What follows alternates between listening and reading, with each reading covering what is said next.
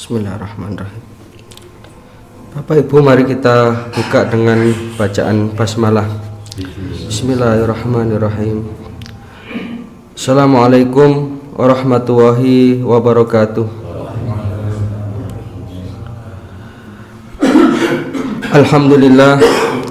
Alhamdulillahilladzi an'ama alaina bi ni'matil iman wal islam wa arsyadana subulas salam.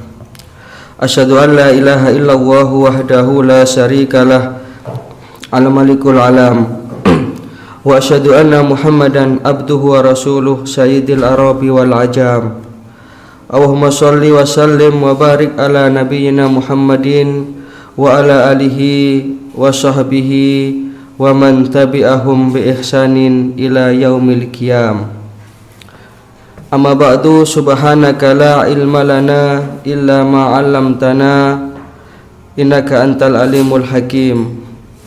Rabbi shrah li sadri wa yassir li amri wahlul 'uqdatam min lisani yafqahu qawli. Allahumma inna nas'aluka ilman nafi'a wa rizqan thayyiba wa amalan mutaqabbala. Allahumma asbahna ala fitratil islam wa ala kalimatil ikhlas wa ala dini nabiyyina Muhammadin sallallahu alaihi wasallam wa ala millati abina Ibrahim hanifan muslima wa ma kana minal musyrikin. Bapak Ibu hadirin jamaah pengajian rutin Jumat pagi Masjid Risalatul Mustaqim rahimakumullah. Pertama, tentu mari kita senantiasa bersyukur kehadirat Allah Subhanahu wa taala atas segala nikmat yang telah diberikan kepada kita sekalian, nikmat kesehatan, nikmat kesempatan, sehingga pada pagi hari ini alhamdulillah kita masih bisa menjalankan kewajiban kita sebagai seorang hamba, menunaikan ibadah sholat subuh berjamaah. Kita lanjutkan keutamaannya dengan thalabul ilmi, dan insya Allah nanti sampai masuk waktu syuruk. Mudah-mudahan ini semua akan dicatat oleh Allah Ta'ala sebagai bagian dari amal solih kita. Yang kedua, sholawatullah wassalamuhu, mudah-mudahan senantiasa terlimpah kepada junjungan kita baginda Rasulullah sallallahu alaihi wasallam, yang kita ikuti ajaran-ajarannya, yang kita tumbuhkan kecintaan kepada beliau, sehingga kita berharap mudah-mudahan kelak di akhirat kita dibangkitkan bersama beliau di dalam naungan ridha Allah Subhanahu wa taala. Kita lanjutkan pelajaran kita kitab Ad-Da' wa Dawa. Kita masih membahas tentang dampak-dampak perbuatan maksiat, baik dampak secara jasmaniah atau secara fisik maupun dampak secara psikologis atau secara rohaniah. Yang kedelapan dampak dari maksiat adalah hirmanut ta'ah. Pelaku-pelaku maksiat itu akan terhalang dari ketaatan-ketaatan kepada Allah. Jadi perbuatan maksiat itu kalau dilakukan secara terus-menerus, tidak segera ditaubati, itu akan menjadikan pelaku-pelakunya itu hirmanu ta'ah, akan terhalang dari ketaatan.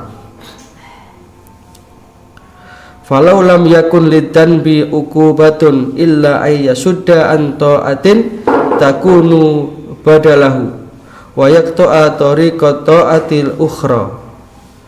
Andai kata sekiranya perbuatan dosa yang dilakukan oleh para pendosa itu cukup dihukum dengan ini, dengan terhalang dari ketaatan,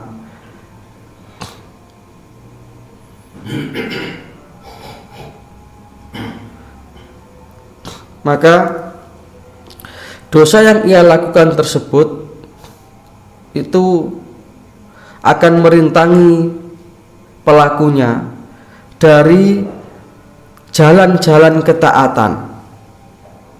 Maka itu merupakan sebuah hukuman yang tidak terasa. Jadi orang itu kalau terhalang dari ketaatan, artinya dia itu terhalang dari mendapatkan kebaikan. Dan itu merupakan hukuman yang tidak terasa. Seperti misalkan sholat subuh gitu, seperti ini misalnya. Ini kalau kita baca hadis-hadis yang menerangkan tentang keutamaannya kan luar biasa itu.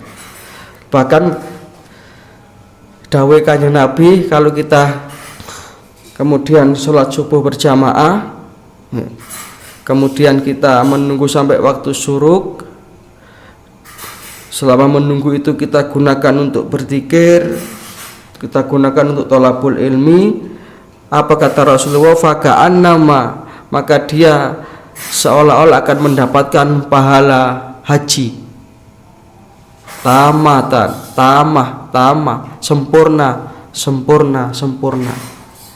Nah, itu berarti ketika kita terhalang, maka berapa sudah keutamaan yang kita sia-siakan. Nah, ini sangat difahami ini. Jadi terhalangnya seseorang dari melakukan kebaikan ini merupakan sebuah hukuman sebenarnya, sebuah iqab, sebuah akibat buruk dari perbuatan dosa itu.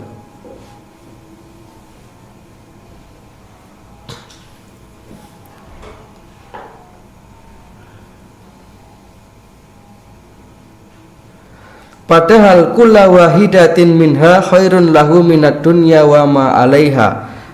Padahal ketaatan atau kebaikan itu kalau seandainya ditimbang, dinampakkan pahalanya itu khairun minad dunya wa ma fiha. Seperti dawuh Kanjeng Nabi, raqatul fajri khairun minad dunya wa ma fiha. 2 rakaat yang kita tunaikan sebelum subuh itu, sholat sunnah fajar itu kalau ditimbang pahalanya khairun minad dunya wa ma fiha, itu lebih berat daripada dunia seisinya. Jadi bisa kita bayangkan betapa ruginya ketika kita terhalang dari melakukan ketaatan dan kebaikan-kebaikan. Sehingga sebaliknya, dimudahkannya kita untuk melakukan ketaatan ini, diringankannya langkah kita, dilapangkannya hati kita untuk melakukan kebaikan-kebaikan, ini adalah merupakan satu karunia yang luar biasa, yang tidak semua orang itu diberi oleh Allah.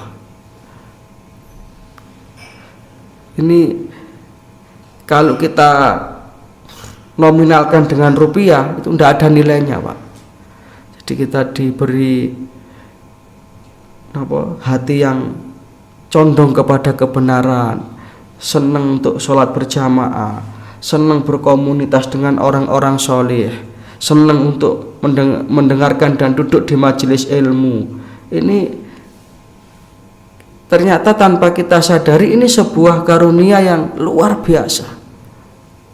Dan itu tidak diberikan oleh Allah Ta'ala kepada pelaku-pelaku maksiat. Itu dampak yang ke-8, hirmanut ta'ah, terhalangnya seorang dari ketaatan. Yang ke-9, anal ma'asi tuqassirul umrah wa tamhaku barakatuhu. Sesungguhnya kemaksiatan itu akan bisa menghilangkan keberkahan umur kita. Jadi, orang yang terus-menerus berbuat maksiat itu akan kehilangan keberkahan usianya. Jadi belum sempat dia tobat, sedangkan usianya semakin mendekati jatah untuk selesai di dunia ini, mendekati kematiannya.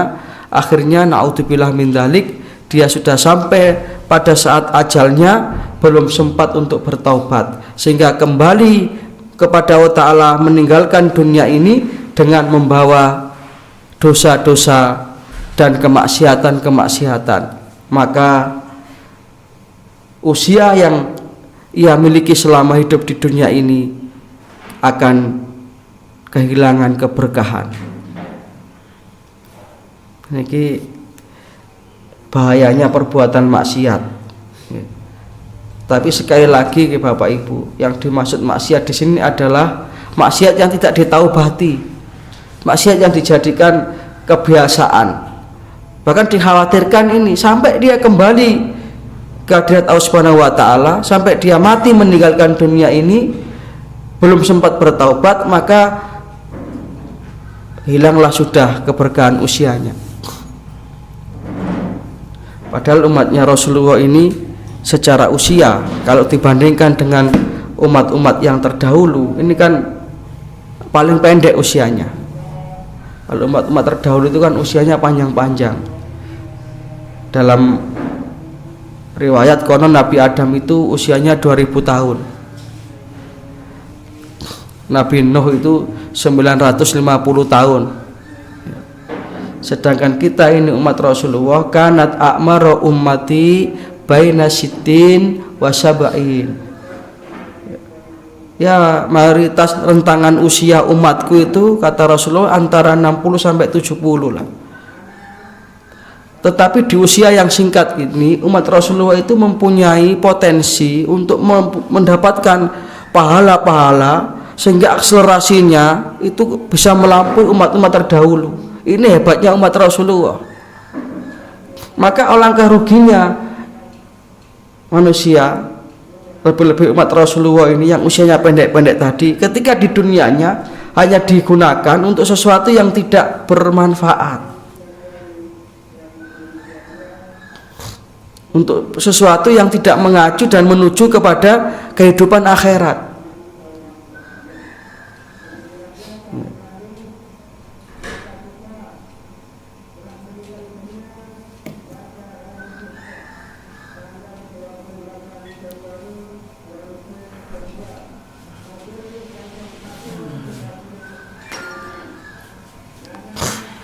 Sehingga yang dimaksud dengan kehilangan berkah umur adalah ketika pelaku maksiat itu tidak bertaubat dari dosa-dosa dan kesalahannya. Tidak hanya itu, dalam kitab ini dijelaskan bahwasanya perbuatan-perbuatan maksiat itu juga akan bisa mengurangi rizki. Jadi rizkinya itu tidak berkah. Mengurangi rizki itu bukan berarti kemudian jumlahnya berkurang, tapi keberkahannya yang tidak ada. Karena keberkahan ini tidak diukur dari jumlah. Kadang-kadang jumlahnya banyak tapi tidak berkah. Maka al-barokah itu pengertiannya adalah ziyadatul khair, bertambahnya kebaikan. Walaupun sedikit, tapi kalau kemudian ini bisa menghasilkan kebaikan-kebaikan. Coro dipangan nggih cukup. Coro di napa? Didamel sedekah nggih cukup. Ini namanya al-barokah, walaupun jumlahnya sedikit. Tapi walaupun banyak, kalau tidak menambah kebaikan, contohnya ya koruptor itu. Koruptor ini kan secara jumlah kan jadi korupsi kan kata. Dan yang korupsi itu kalau kita lihat kan bukan orang kekurangan, itu orang yang sebenarnya sudah punya kemapanan, baik mapan secara ekonomi maupun mapan secara jabatan. Tapi kenapa masih korupsi? Ya ini tidak berkah, tidak barokah. Dan ini kan mengerikan ini kalau tidak segera sadar dan meninggalkan semua kemaksiatan itu.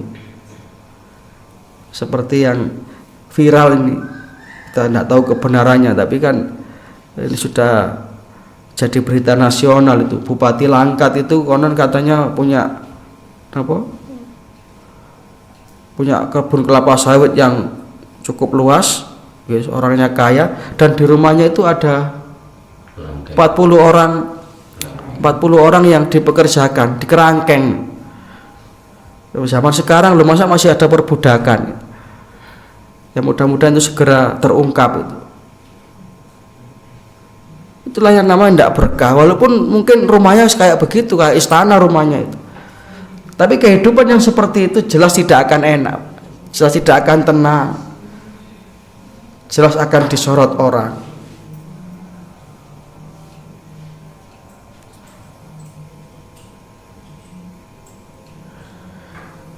Sehingga di dalam Al-Quran surat An-Nahl, ayat nomor 21, kita buka suratnya.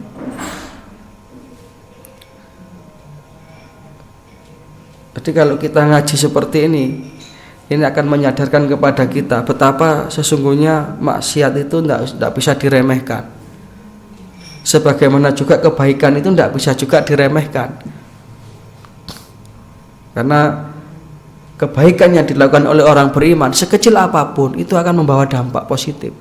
Itu akan membawa kemanfaatan. Surat An-Nahl itu surat ke-16, ayatnya nomor 21.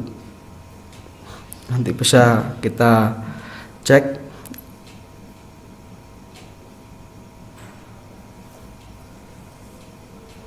A'udzubillahi minasyaitonirrajim. Amwatun ghairu ahya'in wa ma yash'uruna ayyana yub'atsun.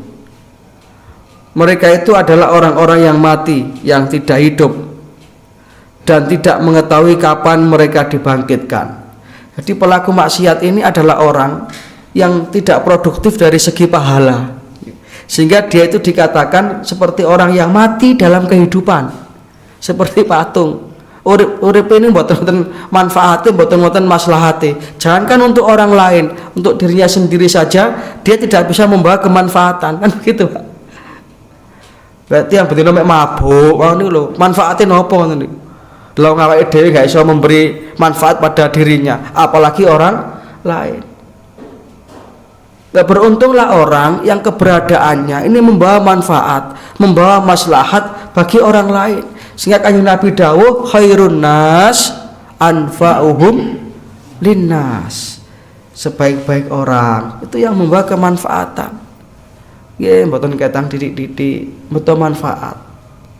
Supaya orang seperti ini nanti akan menjadi orang yang hidup di dalam kematiannya. Tidak menjadi orang yang mati di dalam kehidupan. Wangi melekan, mabuk-mabukan, katanya subuh katanya ini turu kok tangi jam 1, jam 2, ngoten mabuk maneh. Itu berarti orang yang mati di dalam kehidupan. Nah, kalau kita lihat orang-orang yang umurnya barokah, orang-orang yang kehidupannya manfaat dan maslahah, walaupun beliau-beliau itu sudah meninggal dunia, nama baiknya itu akan terus dikenang dan tinggalan-tinggalan kebaikannya itu terus bermanfaat. Ini namanya hidup di dalam kematian. Pulau Pandan jauh di tengah, di balik Pulau Angsa 2, hancur badan di kandung tanah, jasa baik terkenang jua. Nah, ini yang sulit seperti ini. Harus kita pilih hidup seperti ini. Kebaikan-kebaikan yang kita tanamkan membawa manfaat. Sehingga beliau-beliau itu sekarang itu hidup di dalam kematiannya. Makanya Rasulullah itu dalam Al-Quran itu kan Allah berfirman itu, a'udzubillahi minasyaitonirrajim. Wala taqulu, kamu jangan sekali-kali mengatakan lima yuqtalu fi sabilillahi amwat, bahwa orang-orang yang mati di jalan Allah, orang-orang yang ketika hidupnya telah merintis kebaikan-kebaikan itu mati. Jangan.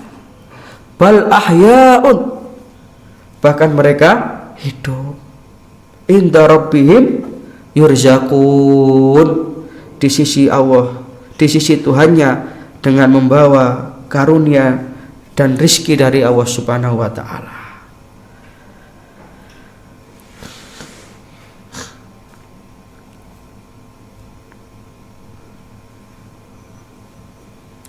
Nah, ketika pelaku-pelaku maksiat ini belum sempat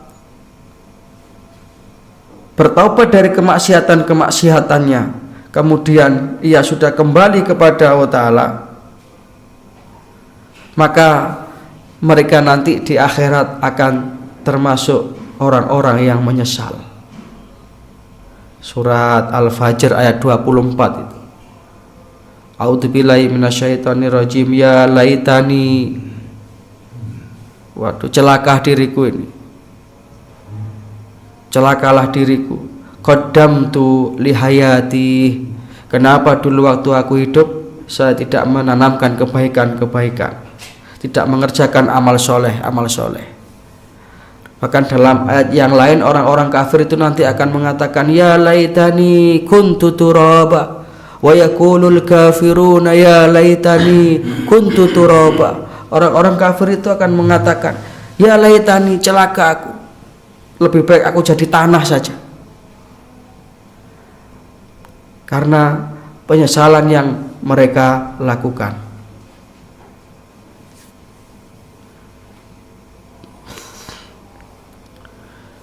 Karena apa? Karena ketika hidupnya di dunia, usianya hanya disia-siakan untuk sesuatu yang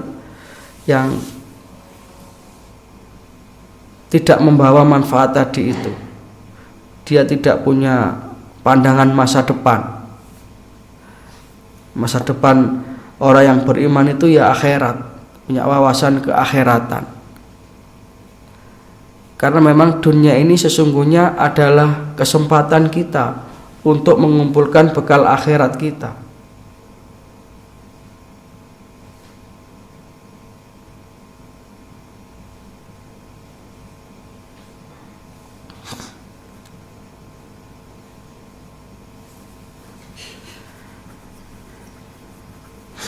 Maka ketika kita ingin bahwa usia kita ini menjadi barokah, maka marilah kita untuk istiqomah di dalam kebaikan-kebaikan.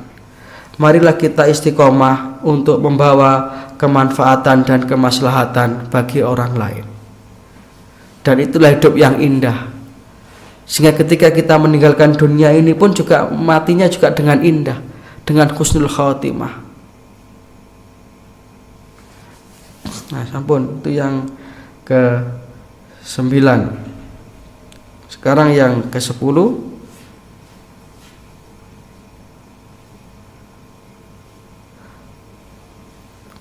Dampak maksiat yang ke-10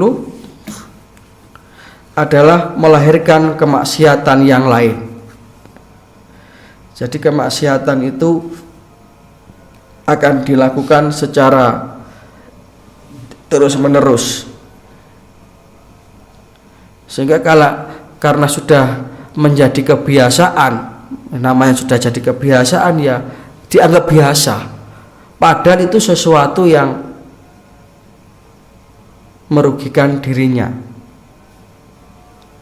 Bagi orang yang tidak pernah atau tidak terbiasa melakukan perbuatan maksiat, itu satu dosa saja sudah demikian menggelisahkan.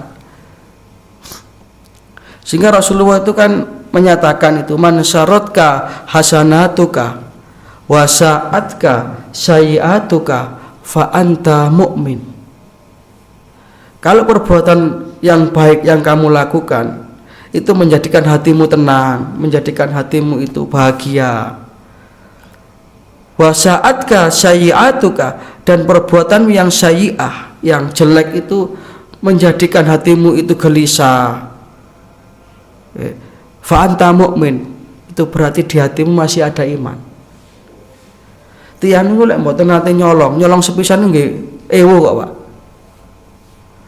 Carane nggih mboten ngerti, rasane nggih mboten penak. Berbeda dengan maling yang profesional.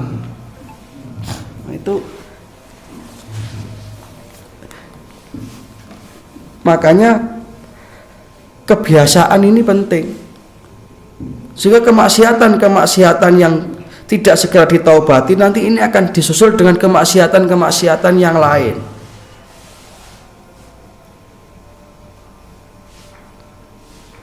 Dan sebaliknya, ketaatan yang sudah terbiasa kita lakukan ini nanti juga akan mengundang ketaatan yang lain.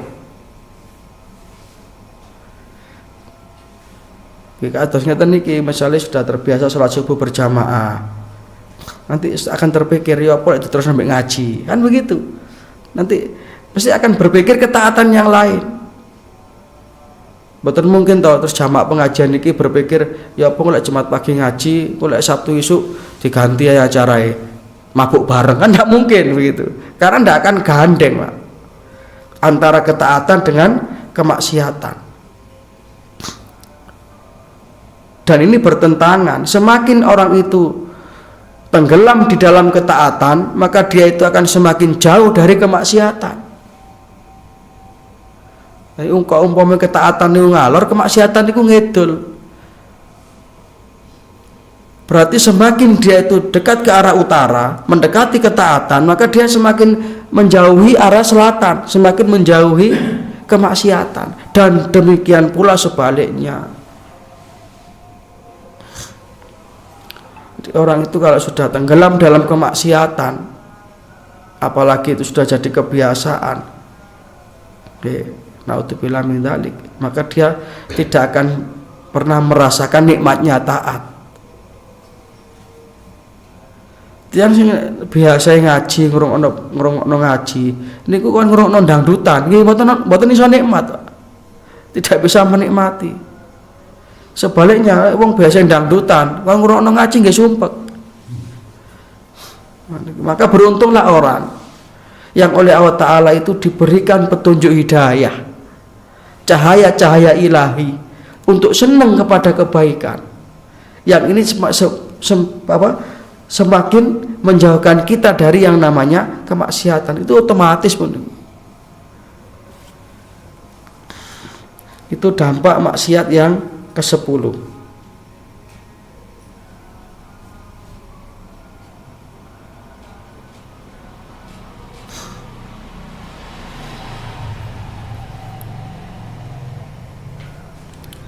Seorang hamba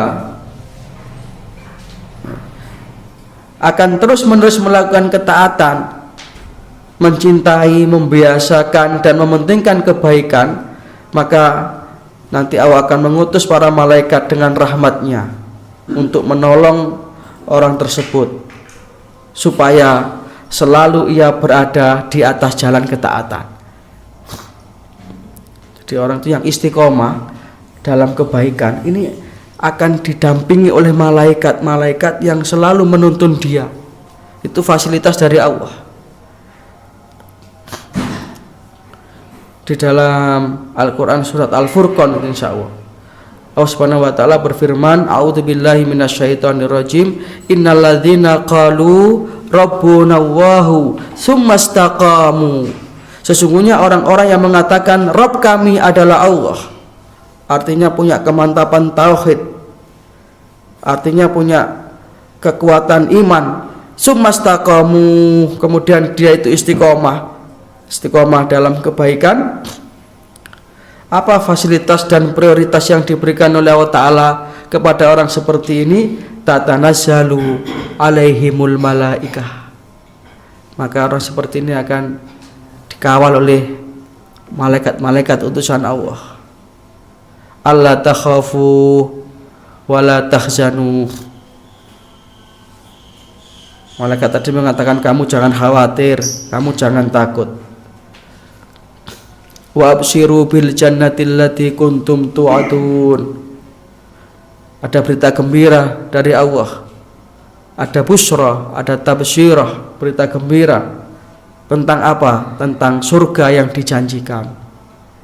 Ini orang yang istiqomah di dalam ketaatan, sehingga dia itu akan selalu tergerak hatinya untuk melakukan kebaikan-kebaikan.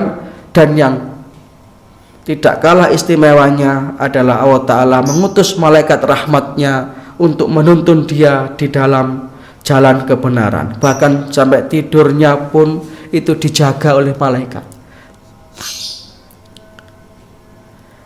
Karena kan tidurnya orang seperti ini kan selalu dikawal dengan doa,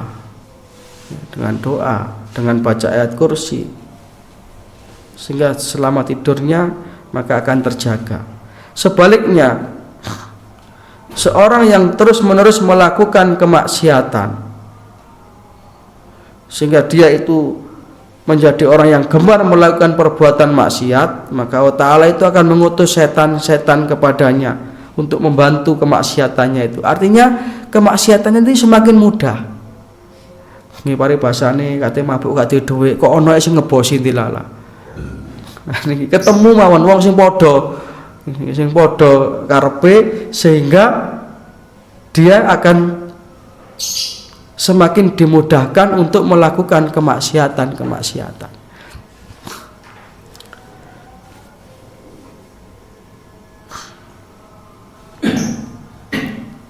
Terakhir nih, yang ke-11. Saya sampai ke-11 ini dulu, nanti kita sambung 2 minggu yang akan datang. Perbuatan maksiat itu akan melemahkan jiwa. Dampak inilah yang dikhawatirkan ketika orang itu sudah terus-menerus melakukan kemaksiatan, sampai akhirnya karena demikian terbiasanya dia dari perbuatan maksiat, maka itu akan semakin melupakan keinginannya, melalaikan keinginannya dari taubat kepada Allah. Sedangkan jatah hidupnya di dunia semakin lama semakin habis, usianya semakin lama semakin berkurang, tapi tidak kunjung bertaubat. Malah justru dia itu semakin dekat dengan kemaksiatan yang ia lakukan. Maka orang seperti ini nanti dikhawatirkan akan memungkasi kehidupannya itu di dunia dengan su'ul khotimah.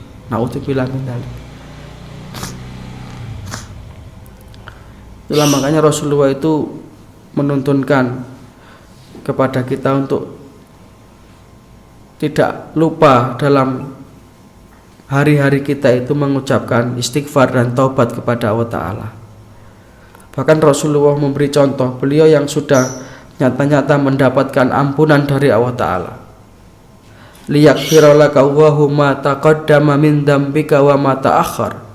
Wahai Muhammad, dosamu yang terdahulu, dosamu yang sekarang, dosamu yang akan datang, jikalau memang ada, itu semua telah diampuni oleh Allah. Tapi sungguh pun demikian, Rasulullah itu tidak kurang 70 kali dalam keseharian beliau itu bertaubat. Rasulullah wa fi riwayatin mi'ata marrah, dalam riwayat lain 100 kali beliau bertaubat. Karena apa? Ya karena ini supaya dengan taubat itu bisa membersihkan diri kita dari kemaksiatan. Sehingga dengan demikian hati kita menjadi hati yang bersih. Jiwa kita tidak menjadi jiwa yang lemah. Itu mungkin yang bisa kita pelajari. Sudah jam 5 lebih sedikit, mudah-mudahan ada manfaatnya. Insya Allah kita sambung pada pertemuan 2 minggu yang akan datang. Kita masih membahas tentang dampak-dampak dari perbuatan maksiat. Oke. Rupanya pas tuki niku. Niki pas tuki napa? Sarapane. Sampun nggih. Kita tutup dengan doa kafaratul majelis. Subhanaka wa humma wa bihamdika asyhadu an la ilaha illa anta astaghfiruka wa atubu ilaik. Nasrun minallah wa fathun qarib wa basyiril mu'minin. Assalamualaikum warahmatullahi wabarakatuh.